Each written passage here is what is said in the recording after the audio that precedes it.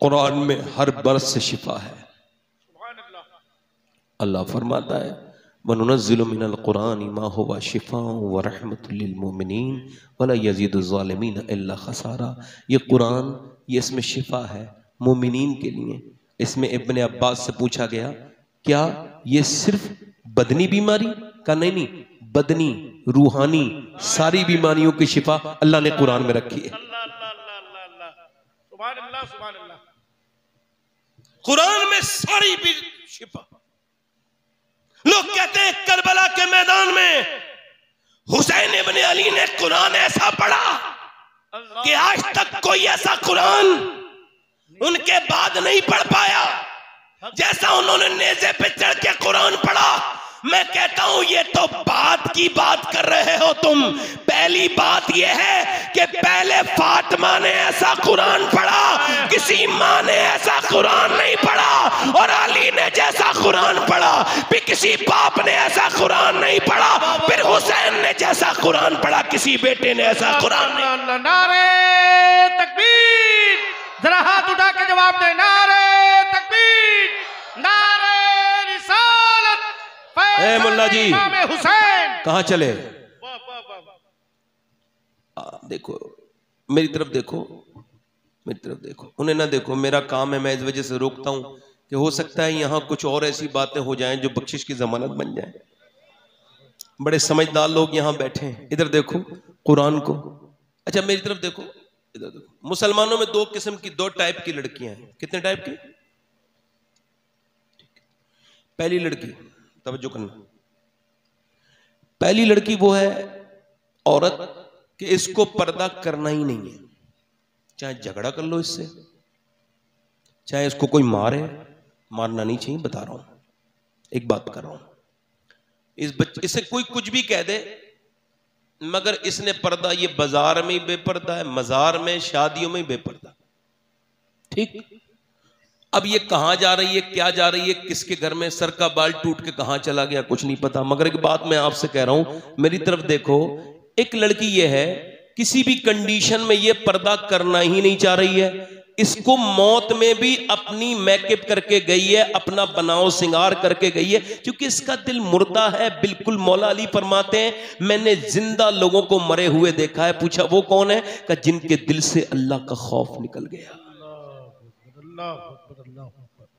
अब ये औरत ऐसी है, इसे कोई कह रहा है पर्दा करो, करने के लिए तैयार नहीं। इसके अलावा तीसरी कैटेगरी मैंने तो देखी नहीं। पहली कैटेगरी वाली लड़की वो है, इससे लोग कह रहे हैं पर्दा करो फिर भी नहीं। ये बाजार में, मजार में, सब जगह जिस्म पे टाइट लिबास पहन के फिटिंग का इधर उधर करके जा रही है। इसको ये खबर ही नहीं है कि ये कितना हराम काम है। इस्लाम ने तो ये कहा, ये उलमा बैठे हैं, ये देखो तवज्जो करो, मेरी बात पे गौर करो।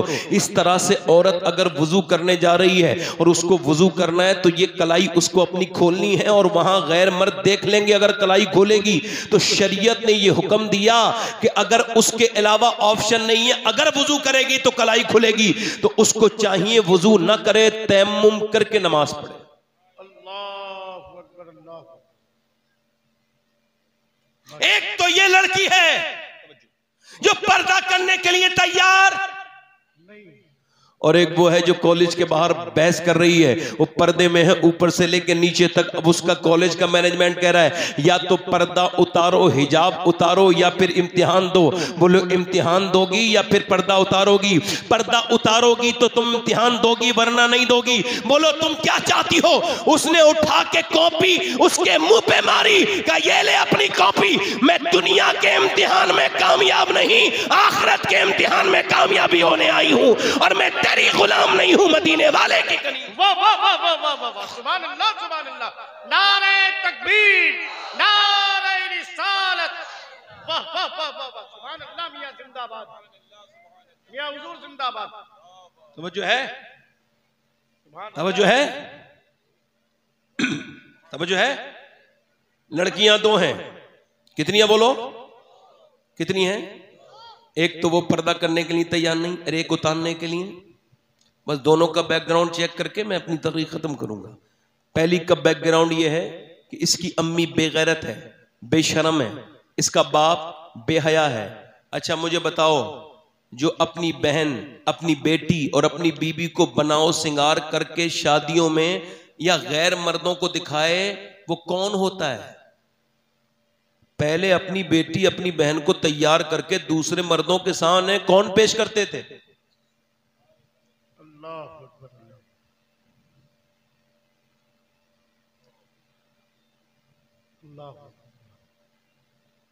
आज तो हम सभी मुसलमान हैं, मुसलमान। इस वक्त जलसे में तो सभी आशिक रसूल बैठे हैं। अगर जलसे वाले हम हो जाएं तो फिर क्या कहना है। शादी वाले दिन पता चलता है कि कौन कितना दीनदार है। बिल्कुल उसको मेकअप करा के, उस बेहुदा को भी कोई खबर नहीं। ये मेकअप कौन सा कर रही है? मुंह धुलेगा, उसके बाद खत्म। ये चेहरा धुल गया, मेकअप खत्म, शादी हुई है ना। ये मर्द नमाज पढ़ रहा है, ये भी तो मेकअप करा रहा है। औरतें तो औरतें, मर्द भी मेकअप करा रहे हैं। इनको भी न जाने क्या दिमाग खराब है। अरे जो हो। एक साहब बोले, एक साहब ने कहा कि साहब मैं शादी में जाना चाहता हूं, कपड़े नहीं है। तो मैंने कहा अपनों की शादी है? बोले हाँ। मैंने कहा अगर अपनों की शादी है तो कपड़ों की क्या जरूरत है, और अगर अपनों की नहीं है तो जाने की क्या जरूरत है? वाह वाह वाह वाह वाह वाह, बहुत अच्छे हुजूर, वाह। समझ आ रही नहीं आ रही? अब ये मेकअप करके दिखाने का मतलब, उस दिन सब अपने आप को, यहां तक के बूढ़ी जो हो जाती हैं इनको भी उस दिन शौक चढ़ता है, ये भी बदतमीज खुलती है। मगर मेरी बहन, मेरी बेटी, ये खत्म हो जाएगा मेकअप। ये 10,000 का, 15,000 का, 20,000 का, ये कोई मेकअप नहीं। मैं तुझे एक ऐसा मेकअप बताता हूं कि मौत का झटका भी उस मेकअप को खत्म नहीं कर सकता, तेरे उस चेहरे की खूबसूरती को खत्म नहीं कर सकता जो मैं तुझे मेकअप बता रहा हूं। और वो क्या है? मौलाए कायनात ने फरमाया, इमाम हसन बसरी फरमाते, मेरे पीर मौला अली ने फरमाया, जो ये चाहता है उसका मरने के बाद भी चेहरा खूबसूरत हो और कब्र में भी खूबसूरत रहे और हश्र में भी खूबसूरत रहे, उसको चाहिए कि आमना के लाल के ऊपर दिन में 1000 बार दुरूद पढ़ा करे, उसका चेहरा मरने के बाद भी खूबसूरत रहेगा। नारे तकबीर, नारे रिसालत, फैज़ान दुरूद पाक, मसलके आला हजरत। वाह वाह वाह वाह वाह, सुभान अल्लाह सुभान अल्लाह। आज मेरे दोस्त, मेरे भाई, मेरी तरफ देख। एक वो लड़की है, पहली लड़की को मैं समझ रहा, इसकी माँ घर में बड़ा सा टीवी लगा हुआ है, जरा सा टीवी। बचपन में इसने देखा कि गंदा गाना बज रहे हैं, फिल्मी गाने, फिल्मी गीत, फिल्मी गंदगी। अब इसकी बहनें भी वहीं बैठी हैं, भाई भी वहीं बैठा है, उसकी माँ भी वहीं बैठी है। बल्कि माँ तो इतनी सेंसिटिव है बुढ़िया कि ये जब फिल्म में देखती है हीरो हीरोइन नहीं मिले तो अम्मी रोने लगती है मोटे मोटे आंसुओं से, और जब हीरो हीरोइन मिल गए तो अम्मी खुश हो गई। अब जब यही गंदगी देखते देखते देखते देखते लड़की पर जवान हो गई, उसने देखा कि यार मेरी माँ तो भागी जाती है और जब लड़के हीरो हीरोइन भागते हैं तो मेरी अम्मी खुश हो जाती है। उसने वही किया जो उसकी माँ जिसे देख के खुश होती थी। उसकी माँ बोली, हाय मेरी नाक कट गई मेरी लड़की ने। हो, तूने खुद कटाई अपनी नाक। तू जितना टीवी के सामने रोई है ना, अगर उतना अल्लाह के सामने रोई होती तो तेरा यह हाल नहीं होता। मेरी बहन, मेरी बेटी, तेरा यह हाल नहीं होता। तुमने सजदे करने ही छोड़ दिए। मेरी बहनों, मेरी बेटियों, याद रखो इस बात को, अपने अंदर आप तब्दीली लेकर के आओ। इधर देखो, मेरी तरफ तवज्जो करो। दूसरी बेटी कौन है? चलो उसको भी चेक कर लेते हैं। ये जिसने पर्दा उतारा नहीं, पूरी दुनिया ने उसका तमाशा देखा। वो कर्नाटक की लड़की जिसने बुर्के में पूरी दुनिया में इनकलाब पैदा किया था, बल्कि उस कर्नाटक की लड़की से आगे उस लड़की की तो वो कोई भी बात नहीं। मैं तो उन गाजा फलस्तीन की लड़कियों को सलाम करना चाहता हूं। और अल्लाह का शुक्र है मैं सैयद हूं, मुझे पता है। मगर उनके जूते अगर कोई ला दे मुझे फलस्तीन से, उन लड़कियों के, तो मैं अपनी कब्र में रखने की वसीयत करूंगा। कफन में सीने के ऊपर, मेरे सीने पे वो जूता रखना। कौन लड़कियां? तकरीबन 15,000 बच्चे शहीद हो गए जिनकी उम्रें 10 साल से छोटी थीं फलस्तीन में। लोग कहते हैं, अखबारों में आ रहा है, इतनी लड़कियां बदल गईं, इतनी लड़कियां हमने इस्लाम से निकालनी। और इस्लाम जिन्होंने समझा नहीं था, तुमने उन लड़कियों को बदला है जिन्होंने समझा है। फलस्तीन जाके देखे, पूरी दुनिया उनकी शहीद हो गए, मगर एक भी लड़की ने अपना इस्लाम नहीं छोड़ा। बोलो जरा, बोलो यार, बोलो। वो मुसलमान है फलस्तीन के, मगर मैं उनको सलाम ना करूं। उन छोटे, आपको बताऊं कि 10,000 बच्चे ऐसे हैं जिनके माँ बाप नहीं हैं और वो 5 साल से छोटे हैं, जिनके माँ बाप नहीं है, छोटे छोटे, एक कैंप में एक ही बच्चा है, एक ही बच्चा, ना उसका बाप बचा ना उसकी माँ बची, छोटे छोटे बच्चों को गोद में। पूरी दुनिया में अगर किसी और कौम के साथ ऐसा हुआ होता बोलो क्या होता, मगर मुसलमानों का कोई नहीं। अल्लाह है, उसका रसूल है, हमें उससे उम्मीद है। जरूर वक्त बदलेगा, मगर मैं बेपर्दा रहने वाली बेटियों के लिए पैगाम भेज रहा हूँ। वो बच्चियां, वो लड़कियां कहती हैं हम रात को बुर्का ओढ़ के सोते हैं। क्यों? कि जब रात को बम गिरता है तो सुबह को लाश निकलती हैं, तो हम ये सोचते हैं मलबे में से जब हमारी लाशें निकलें तो पर्दे में होनी चाहिए, बेपर्दा नहीं होनी चाहिए। हाय, बाजार में घूमने वाली बेटी को क्या पता पर्दे की अहमियत, उसको क्या पता जिसने अपने जिस्म की नुमाइश करना शुरू की है, वो जो इंस्टाग्राम पे अपनी स्टोरियां हिट कराने के चक्कर में अपने जिस्म को जो नजारे करा रही है, उसको क्या खबर इस्लाम क्या है। नाम कनीज़े फातिमा रखने से कुछ नहीं होता, अपनी बेटियों का नाम कनीज़े आयशा रखने से कुछ नहीं होता, नाम कनीज़े खतीजा रखने से कुछ नहीं होता। मेरे भाइयों, तुम्हारी बेटियों को कितना पता है सैयदा आयशा के बारे में, तुम्हारी बेटियों, इनको क्या पता, मेरी बहनों को, मेरी बेटियों को, कि इस्लाम क्या है, इस्लाम की औरतों का वकार क्या है। मैं तो उस सहाबिया के बारे में सोचता हूं कि जिसके जब भाई शहीद हुए बच्चे और उसका बाप, तो वो जब गई तो पर्दे में थी। किसी ने पूछा तेरा पर्दा अभी तक ऐसा है, तेरा भाई बेटा सब शहीद हो गया। उसने कहा मेरे अभी पर्दे को मौत थोड़ी आई है, मैं पर्दे वाली मुसलमान औरत हूं। मेरा बाप भाई जिस इस्लाम को बचाने की वजह से शहीद हुआ है, मैं उस इस्लाम को छोड़ नहीं सकती हूं, उस इस्लाम को छोड़ नहीं सकती हूं। आज भी इस पूरे मजमे में बैठी हुई एक लड़की ये वादा कर ले मुझसे, अपने दिल में हाथ उठा के नहीं, मुझे अपना भाई समझ के वादा कर ले कि मैं आज से वादा करती हूं कि मैं ना पर्दा छोड़ूंगी ना सजदा छोड़ूंगी। तो मेरा ईमान कहता है अगर पूरी दुनिया में वली पैदा नहीं हो तो कोई बात नहीं, मगर उसे घर में जब भी पैदा होगा तो अल्लाह का वली ही पैदा हो। माशाअल्लाह माशाअल्लाह, जिंदाबाद जिंदाबाद जिंदाबाद, माशाअल्लाह माशाअल्लाह, या रसूल अल्लाह या रसूल अल्लाह, बहुत अच्छे भाई, माशाअल्लाह माशाअल्लाह। दिल लग रहा है, आप लोगों का नहीं लग रहा है? अच्छा, आप दूसरी लड़की को चेक करते हैं। दूसरी वो है जो पर्दा उतार नहीं रही है। ये कौन है मालूम है? ये है, इसके घर में हुजूर की बेटी की बातें होती हैं। आए, इसके घर में फिल्म नहीं चलती, गाने, लूडो नहीं खेलते लोग। तवज्जो है मेरी बात पर? इसके घर में हुजूर की बेटी सैयदा तैयबा ताहिरा अबदा जाहिदा मखदूमा सैयदा फातिमा ज़हरा, सुभान अल्लाह। सब कह दो रदी अल्लाह तआला अन्हा, जरा जोर से बोलो सुभान अल्लाह। खातून जन्नत यानी सैयदा। अब जरा सुनो, जरा तवज्जो करो। ये सैयदा ज़ैनब है, कुरान पढ़ रही है, कुरान पढ़ रही है। क्या पढ़ रही है बोलो? अब कहाँ पढ़ती हैं औरतें कुरान? मैंने तो पहले भी आपसे कहा कुरान पढ़ रही है सैयदा ज़ैनब। तवज्जो करना, कुरान तवज्जो करना भाई। सही साहब, जरा थोड़ा सा, अब सब लोगों से गुजारिश तवज्जो करें। कुरान पढ़ रही है। क्या पढ़ रही है? कुरान वो पढ़ रही है जिसके नाना पे कुरान नाजिल हुआ है, जिसका बाप कुरान का सबसे बड़ा आलिम है। ये सैयदा ज़ैनब कुरान पढ़ रही हैं। कुरान पढ़ते पढ़ते पढ़ते पढ़ते सर से दुपट्टा नीचे को सरक गया। सैयदा फातिमा आई, सर पे दुपट्टा रख दिया। ये मेरी सारी बेटियों के लिए पैगाम, आप सबके लिए। छोटी बच्ची को अगर मदीने से कोई तोहफा लेके आओ तो एक बुर्का लेके आओ, 5-6 साल की बच्ची को दे दो, तुमसे यहाँ भी अल्लाह राजी होगा, वहां भी राजी हो जाएगा।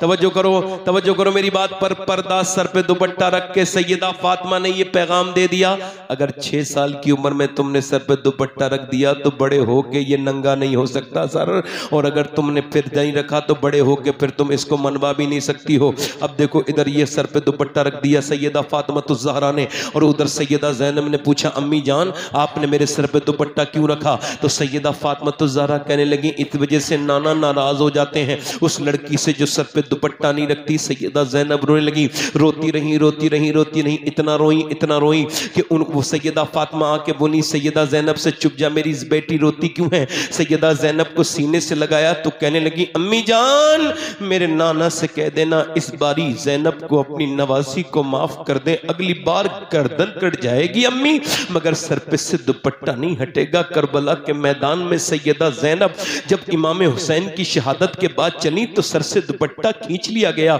उन्होंने मौला अली की तरफ को अपना चेहरा किया, नजफ अशरफ को, और कहा ऐ मेरे बाबा अली मैं वही ज़ैनब हूँ जब चलती थी तो आप फरमाते थे कूफे में, मदीने में, मक्के में, ओ मेरे हसनैन जाओ अपनी ज़ैनब अपनी बहन के पाँव के निशान मिटाते जाओ, मैं नहीं चाहता कि उसके पाँव के निशान भी कोई देखे।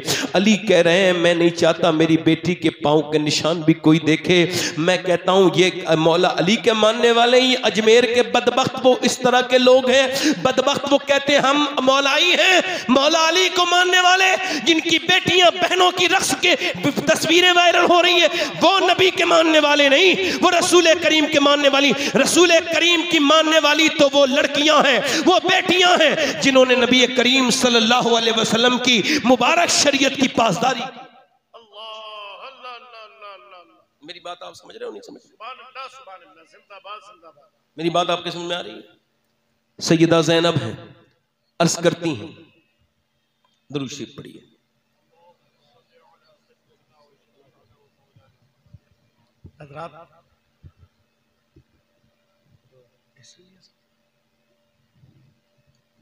माशाअल्लाह, नारे तकबीर। कितने लोग जरा दोनों हाथ उठा के, जितने लोग चले गए हैं अल्लाह ताला उनको भी जज़ाए खैर अता फरमाए। दोनों हाथ उठा के बोलो या रसूल अल्लाह। ठीक है, बस आखिरी 5-10 मिनट की बात खत्म करता हूँ। यानी वो बेटियां अलग हैं, ये बेटियां अलग हैं। आपसे मैं अर्ज करता हूं अपनी बहन अपनी बेटियों को इस्लामी लिबास इस्लामी दायरे में रखिए। आखिरी बातें बस 5 मिनट में अपनी करके और इंशाअल्लाह मैं ख़त्म कर रहा हूँ। बड़ी मेहरबानी आपकी, बहुत शुक्रिया आपका, आपने मेरी तकरीर यहाँ तक सुनी। आखिरी बातें ये हैं मेरे दोस्तों, ये सैयद साहब का जो दूसरा मदरसा बच्चियों का है इस पर भी आपको गौर करना है। ये आप ही का इदारा है और आप ही के लिए हैं, आप ही के बच्चों के लिए हैं। याद रखना इस बात को मेरी कि अगर बच्चियाँ अगर अनपढ़ रह गईं तो बड़ा अफसोस होगा। अपनी बहनों और बेटियों को वो तालीम दो जिस तालीम से तुम्हारे घरों में रहमतें और बरकतें आए। सुभान अल्लाह, सुभान अल्लाह। चूंकि वो मेरी बात डिसकंटिन्यू हो गई और अब मैं उसको कंटिन्यू नहीं कर सकता, अगली बात पर जाता हूं जो मुझे अगली बात कहनी थी। मेरी अगली बात यह है मेरे दोस्तों, अपने बच्चों को अपने बेटों को, और ये मोबाइलों से दम छोड़ो, थोड़ी देर के लिए छोड़ दो इन मोबाइलों को। अब भी कुछ लोगों के हाथ में मोबाइल है, इनसे कब पीछा छुड़ाएंगे आप? ये एक बीमारी बन गई है। इस पर बंबई में रिसर्च हो चुका है और बंबई में बाकायदा इस पर अब इलाज चालू है और यूरोप में तो 6 महीने पहले ही इसका इलाज हो गया था। वहाँ अलग बेड बने थे। 3 घंटे से ज़्यादा जो मोबाइल देखता है, ये मोबाइल नॉर्मल सिचुएशन नहीं है, बल्कि ये मोबाइल 3 घंटे से ज़्यादा एबनॉर्मल है और इस पे बाकायदा इसका इलाज है और ये बीमार है। ऐसे आदमी को इलाज की ज़रूरत है जो बाथरूम में सोने से पहले और उठने के बाद मोबाइल देखता है। ये नॉर्मल इंसान नहीं, मरीज है, मरीज। ये जो बच्चे, अपनी मेरी बहनें, मेरी बेटियां बच्चों के रोने पर उनको मोबाइल देती हैं, ये मोबाइल नहीं देती बल्कि उनको ड्रग्स दे रही हैं। कैम्ब्रिज यूनिवर्सिटी के एक रिपोर्ट को पढ़ सकते हैं गूगल पे जा करके। इसके जो साइड इफेक्ट हैं वो ये हैं कि उन्होंने ये कहा जिन औरतों ने अपने बच्चों को रोने पर मोबाइल दिया, मोबाइल नहीं दिया बल्कि उन्होंने अपने बच्चों को ड्रग्स दिया, अपने बच्चों को बर्बाद कर दिया। और कर्नाटक में जब एक बच्चा पागल हुआ अभी कुछ दिनों पहले, तवज्जो करो, तो जब वो पागल हुआ तो उस पे डॉक्टर को दिखाया गया तो उससे पूछा तेरा बाप कौन है? तो उसने कहा मेरा बाप इस पबजी के अंदर है। अभी मैंने देखा, मैं आ रहा था तो लड़के वहां बैठे थे, 2-3 और उनके पैरों में मच्छर वगैरह सब काट रहे थे। लेटरीन वाली एक नाली के करीब में बैठ के वो पबजी खेल रहे थे। ये आप बताइए नॉर्मल सिचुएशन है? नहीं, ये बीमारी है बाकायदा तौर से। अब वो 5-6 साल का बच्चा, उसके डॉक्टर पूछ रहा है तेरा बाप कहाँ है? तो वो कह रहा है मेरा पबजी के अंदर मेरा बाप है।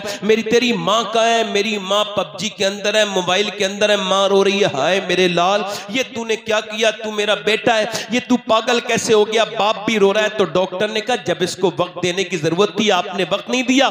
ये बच्चा जब पैदा हुआ, अच्छा भैंस का बच्चा, बकरी का बच्चा जब पैदा होता है तो माँ को पहचान लेता है, मगर इंसान का बच्चा उसे ही पहचानता है जो उसे प्यार दे, वो अपनी माँ को नहीं पहचानता। मतलब माँ को जो तलाश करता है, ये भी कुदरत का करम है कि उस पे जो है बार बार कहते हैं माँ माँ। अच्छा वो मोबाइल उसको दे दिया, अब जब मोबाइल के हवाले किया, मोबाइल के हवाले हो गया। मेरे भाइयों, ये तुम्हारी तन्हाइयां बर्बाद कर दी, इससे अपना पीछा छुड़ाओ। ये तुमने क्या अपनी जिंदगी बर्बाद कर रखी है? इधर आओ, वापस आओ और अपनी जिंदगियों को बदलो। मेरी बहनों, उनको ये ना सुखाओ। मेरा इमाम अहले सुन्नत फाजिल बरेलवी रज़ी अल्लाह तआला अन्हु इरशाद फरमाते हैं कि जब औरत के बच्चा पैदा होता है और पहली मर्तबा दूध पिलाती है, और अगर वो दूध पिलाते पिलाते अपने बच्चे को नबी पर दरूद भी पढ़ दे, तो ऐसे बच्चे को अल्लाह आशिक रसूल बना देता है। ये मेरे दोस्तों, तुमने क्या हंगामे शुरू कर दिए? ये तुमने क्या चीजें शुरू कर दी? अपनी जिंदगी को तब्दील करो। आओ मेरी बहनों, और आप भी आओ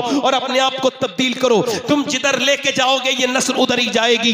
मेरी बहनों, आप जिधर चाहोगी ये बच्चे उधर ही जाएंगे। अब आपको तब्दील होना है। और आपको कैसे तब्दील होना है कि दिल्ली की सरजमीन है, एक माँ रात के वक्त में रो रही है, वो सजदे में रो रही है। हाय वो कहाँ गई माएँ जो सजदों में रोती थी, अब उनके निशान और उनके नाम नहीं मिलते। रात के वक्त में रो रही है, रोते रोते रोते रोते उसका बच्चा उठ जाता है। उसकी आवाज सुन के वो बच्चा आगे बढ़ा, माँ से पूछा अम्मा क्यों रो रही है? माँ ने जब सर सलाम फेरा तो कहा बेटे मेरे लाल, बात यह है कि मेरे लाल कि बात मेरे हाथ पर अभी एक छिपकली चढ़ गई थी, मैंने उसको तो फेंक दिया, मगर फिर मैंने सोचा अभी कुछ दिनों के बाद मैं कब्र में जाऊंगी, ये छिपकली आज तो हटा दी, मगर जब अंधेरी कब्र के अंदर जाऊंगी और जब ऊपर से तख्ते लगाए जाएंगे, ऊपर से मिट्टी डाली जाएगी मेरे लाल, और जब अंदर आएंगे कीड़े तो उस वक्त में मैं क्या करूंगी?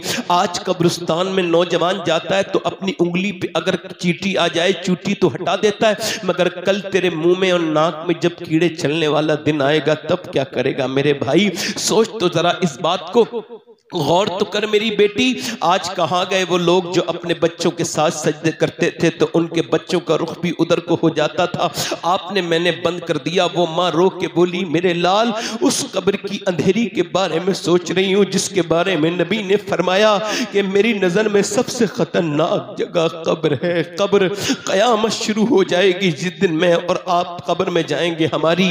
सुनिए तो जरा गौर तो कीजिए। वो जब माँ रोई तो बच्चा छोटा सा बोला अम्मी आप तो अभी बहुत बड़ी हैं, मैं मर गया तो मेरा क्या होगा, मैं तो अभी बच्चा हूँ।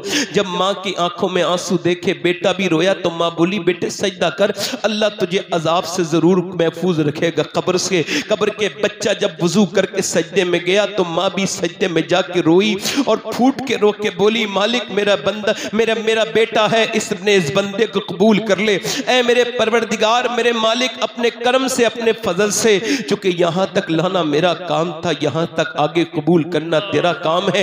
ये मेरा 8 साल का बच्चा यतीम है, मैं बेवा औरत हूँ, तू इस पे कर्म कर दे। चूंकि ये रोने वाली कोई आम औरत नहीं थी, सैयद अरब शाह की बेटी थी। इसके बाप के जो पीर थे ख्वाजा उस्मान हारूनी थे, ये कोई आम औरत नहीं रो रही थी। जब ये रोई इसका बच्चा भी इसके साथ रोया। रोते रोते रोते रोते इसका बच्चा अल्हम्दुलिल्लाह जवान हो गया, अल्लाह का वली बना, और ये औरत भी इंतकाल कर गई। इसका भी विसाल हो गया। कुछ दिनों के बाद उसका बेटा जवान हुआ, उसका भी दिल्ली पे रंग चढ़ा, उसका भी विसाल हो गया। मगर जाकर के देख ले कोई दिल्ली की सरजमीन पर आपको बादशाहों की औरतों की कब्रों के निशान नहीं मिलेंगे, आपको मुगलों की बीबियों की औरतों की उनकी शहजादियों की कब्रें नहीं मिलेंगी। मगर जो रात को अल्लाह के सामने रोती थी उसका मजार 3 बीघा जमीन में बना हुआ है, उसके मजार पे हर हफ्ते मेला लगता है। उसका नाम सैयदा जुलेखा अल-मारूफ माई साहिबा है और करीम में उसके बेटे का भी मजार है। बादशाहों की खबरें तो दिल्ली से मिट गई, मगर उसके बेटे की मजार पे रोज मेला लगता है उसके बेटे का नाम निजामुद्दीन महबूब इलाही है। अल्लाह अल्लाह अल्लाह अल्लाह अल्लाह, सुभान अल्लाह सुभान अल्लाह सुभान अल्लाह सुभान। मेरे नौजवानों, तुम्हारी ये जवानियां इसलिए नहीं कि बेलगाम हो कि किसी भी लड़की के पीछे चली जाए। लड़कियों की जब पीछा करने के लिए तुम्हारी जवानी नहीं, उनसे मोहब्बत करने के लिए जवानी नहीं। फिर तुम्हारे दिल टूटते हैं, फिर ये फितना वो फितना, उसे दिल क्यों देते हो? जो मिले तब भी बर्बाद कर दे, ना मिले तब भी बर्बाद कर दे। उससे मोहब्बत क्यों कर रहे हो जिसको खबर ही नहीं? मोहब्बत कहते किसे हैं उसको क्या पता? ऐसी जगह मोहब्बत। वो पागल खाने मेरे सर चो रहा था, कितनी तरह के पागल होते हैं। तो एक आदमी बैरक में अपना सर मार रहा था, लैला लैला का क्या हुआ? का साहब लैला नहीं मिली, तवाजुन खराब हो गया बेचारे का, इसका खो बैठा तवाजुन अपना, लैला नहीं। उसने लिखा साहब तवाजुन खो जाता है अगर लैला नहीं मिलती है, तब भी बंदा पागल हो जाता है। आगे 2-3 मरीजों के बाद फिर एक ऐसा ही मरीज कह रहा था लैला का क्या हुआ? ये भी वही सेम कंडीशन का नहीं, बिल्कुल डिफरेंट है, ऐसे भी जरूर लिखिए। उसको नहीं मिली तो पागल हो गया, इसको मिलके उसने पागल कर दिया है। ऐसी जगह मोहब्बत तुमने क्यों की है? मिले तब भी पागल, न मिले तब भी पागल। मोहब्बत करनी है तो उस हस्ती से करो, मिल जाए तो बिलाल हबशी और न मिले तो वैसे करनी। नारे तकबीर, जरा हाथ उठा जल्दी बोलो। नारे तकबीर, नारे रिसालत, उशाकाने मुस्तफा, मसलके आला हजरत, महफिले जिक्र रसूल। हम उस गालिब के मानने वाले नहीं जिसने ये कहा था इश्क ने गालिब निकम्मा कर दिया, वरना हम भी आदमी थे, काम थे। हम तो उस बरेली वाले को मानने वाले हैं जिसने गालिब को भी रोका और कहा इश्क को बदनाम ना करो, इश्क की शान तो यह है, ए इश्क तेरे सदके। जल्दी से बोलो यार, जल्दी से बोलो। जलने से छुटे सस्ते, जो आग बुझा देगी वो आग लगाई है।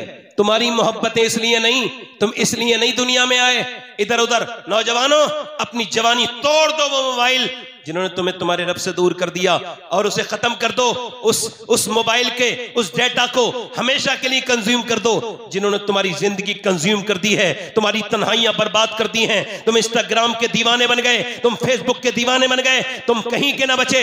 आओ मेरी तरफ आओ, मोहब्बत करना सीखो, ऐसे जैसे सहाबा ने की, ऐसे जैसे ताबईन ने की, जैसे हजरत सैयदना उस्मान बिन तलहा नाम के एक ताबई बुजुर्ग हैं, अनस इब्ने मालिक के वो अनस बिन इब्ने मालिक के वो गुलाम हैं और उनके परवरदा हैं, उनके शागिर्द हैं। एक सहाबी की सोबत पाई है, इतना खूबसूरत आदमी है वो उस्मान बिन तलहा।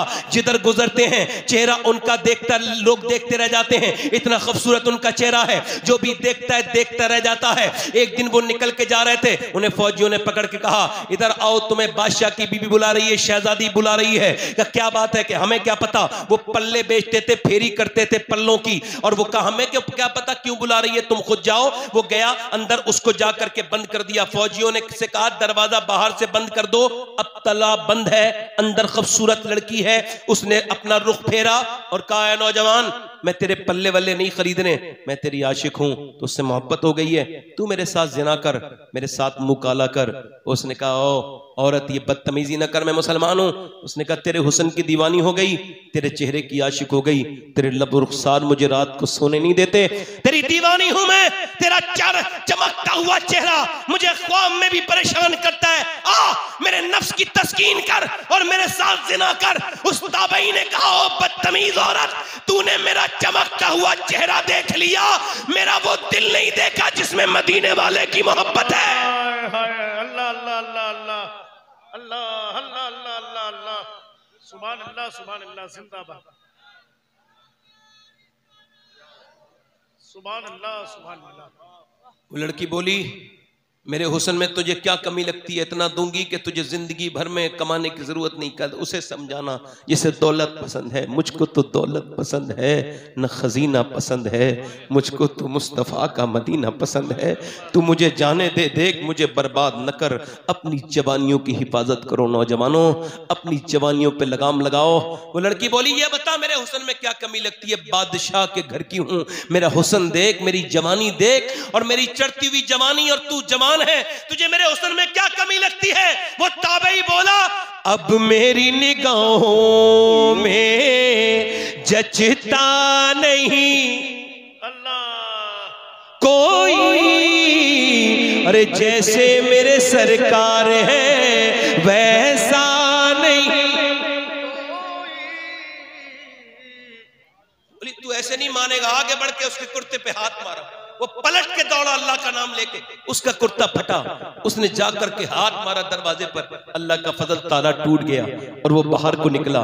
फौजी उधर थे, ऊपर चढ़ गया, आखिरी मंजिल पे पहुंच गया, बिल्कुल आखिरी मंजिल पे देखा 3 मंजिल ऊपर चढ़ गया और उधर पीछे से फौजी आ रहे हैं। रो के बोला मालिक मेरी इज्जत खराब हो जाएगी, मैं ये बुरा काम नहीं करूंगा। डरते डरते खौफे खुदा से 3 मंजिल से नीचे छलांग लगाई, मगर आज भी हो इब्राहिम सा ईमा पैदा, आग कर सकती है अंदाजे गुलिस्तां पैदा। नीचे को जब गिरा है उसको फरिश्तों ने अपने परों पे ले लिया, नीचे उतारा, बड़ी खूबसूरत शख्स सामने आके खड़े हो गए। कहा आप कौन है? मैंने आपको पहचाना नहीं, इतना हसीन मैंने इंसान नहीं देखा। कहा मुझे पहचानो, मैं तुम्हें खुशखबरी देने आया हूं, तुमसे अल्लाह राजी हो गया है। कहा आप है कौन? कहा मैं याकूब का बेटा यूसुफ हूं और तुझे ये बताने आया हूं जो काम मैंने नबी होके किया था तूने मोहम्मद के उम्मती ने उम्मती होके कर दिया।